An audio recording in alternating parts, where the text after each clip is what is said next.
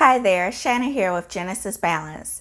If you're new to my channel, I want to say welcome, and if you've been here before, I want to say welcome back. So in today's video, I'm going to be discussing how to love someone with anxiety. And by that, I mean how to love someone that has a diagnosis of anxiety. So these tips should make it a little bit easier to kind of navigate those waters of kind of dealing with the illness and working with the person that you love and helping them through their situation. So stay tuned because these tips are going to help you live your best life.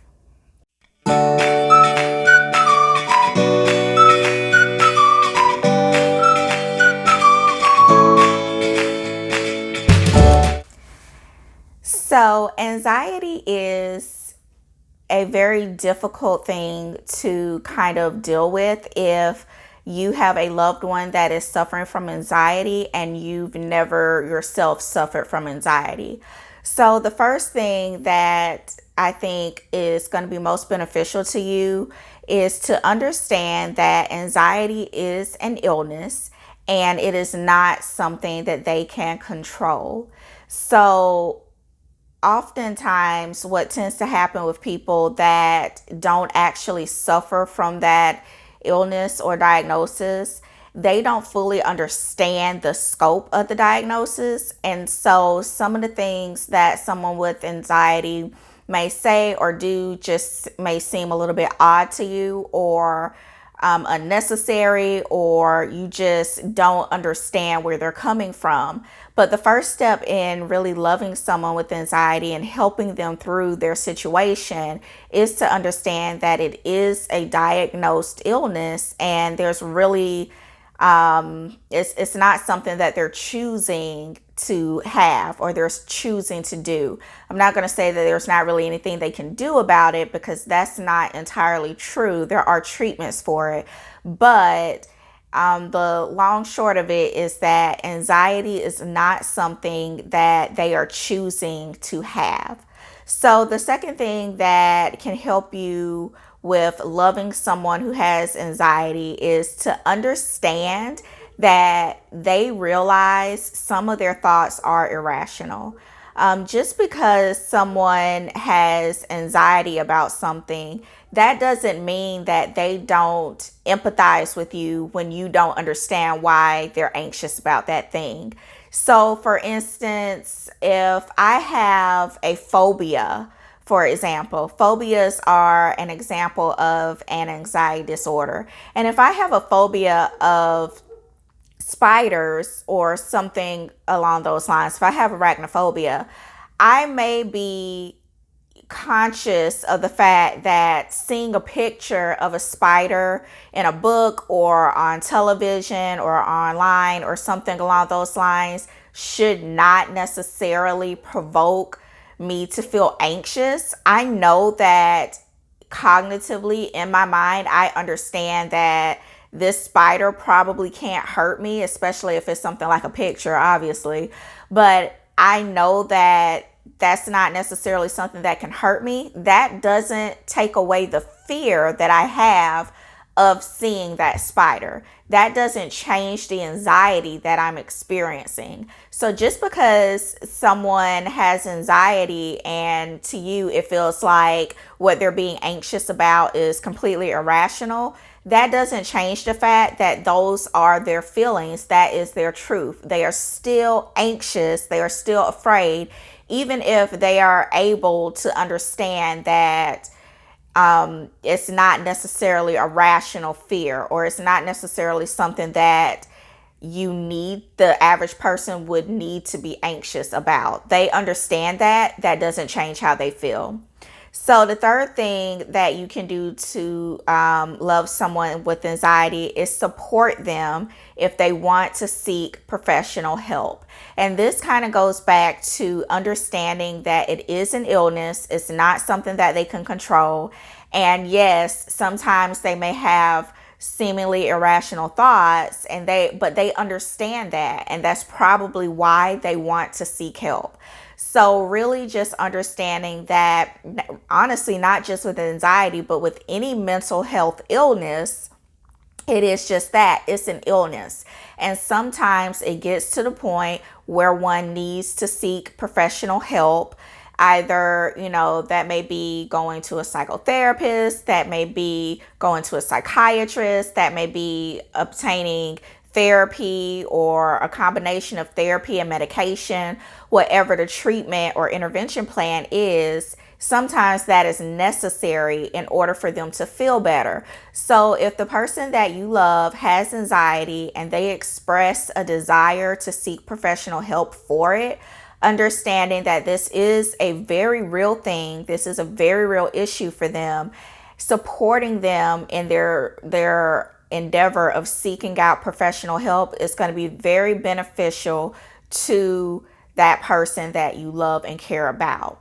So, number 4 is help them use their coping skills. Now, this is something that you gain coping skills a little bit better when you are in a formal treatment setting. That is what a therapist is helping their clients with, is teaching them coping skills that they can then turn around and take out into the real world and use and exercise and practice when they're in those situations. But whatever their coping skills are, as long as it's not, harmful to them or harmful to anyone else, if you can appease them by helping them use some of their coping skills or techniques or methods, then that's what you need to do in order to really show your support and really be there for the person that you love. For instance, when I had my daughter, I developed really, really bad anxiety.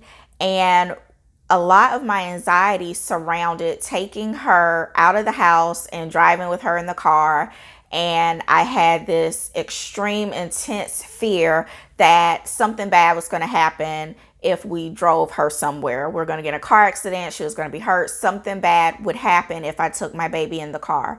And one of the things that I found kind of help ease that anxiety was to not take the highways. Because to me, the way that my mind was rationalizing at the time, I had a higher risk of getting in an accident with the baby in the car if we were on the interstate than I did if we were taking back roads. Well, as you know, taking a back road is usually the scenic route, and it's going to take you a little bit more time to get to your destination. But my husband, who did most of the driving. Okay, well, honestly, my husband does all the driving when we're together.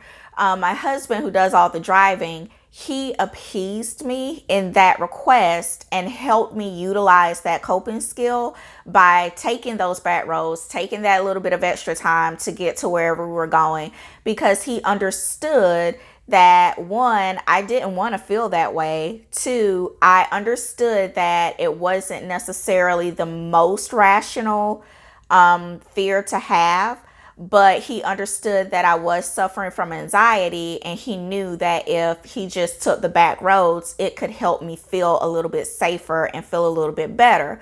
So because he loves someone with anxiety, he helped me use those coping skills by taking the back roads. So that's another tip that you can utilize if you find yourself in this situation. And then the last tip that I have for you is to just simply learn as much as you can about how they are affected by anxiety. Learn as much as you can about whatever type of anxiety they have, because like I said earlier in the video, there are different types of anxiety. There's generalized anxiety disorder. There may be separation anxiety disorder. There's specific phobias, things of that nature. All of those things fall under the umbrella of an anxiety disorder. So if they're suffering from any one of those anxieties, just research and learn as much as you can about the type of anxiety that they have and how it's affecting them. Talk to them about it and ask them and say, I don't really understand this anxiety you have. I don't really understand this fear you're experiencing. Can you explain it to me? What are you feeling? What does it feel like? And I'm almost certain that they'll probably be really open to talking about it, because one of the hardest things about dealing with something like anxiety is that people that don't understand, it's very difficult for them to support you in it. So being able to explain to someone what you're feeling and how you're feeling and why certain things make you feel the way that they do is actually a very beneficial way to help someone through anxiety. And honestly, that's a lot of what clients do when they come to therapy, is that they're telling their therapist, this is what I'm feeling, this is why I feel this way, this is what's triggering me. And so kind of sharing in that experience with them. Now, these tips are, of course, like I said, for any type of anxiety that someone may be suffering through.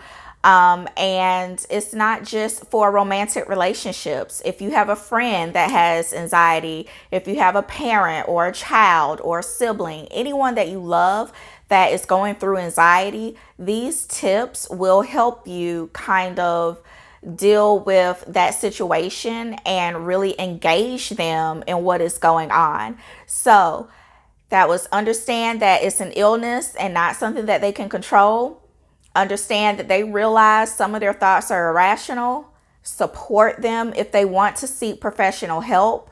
Help them use the coping skills that they have, whatever those skills may be. Of course, as long as they don't hurt themselves or anyone else. And then also learning as much as you can about the type of anxiety that they have. So those are some tips that should help you love someone with anxiety just a little bit better. So if you enjoyed this video, I hope that you click that thumbs up for me if you feel like this content was beneficial in any way, shape, or form. And like I said in the beginning, if you are a brand new viewer of my channel, I want you to click that subscribe button, because it is my goal to keep on pushing out more and more content that is going to be beneficial to you. Make sure you click the bell for notifications so you never miss a new video, because I am on a mission to push out as much content as I can that will help you live your best life.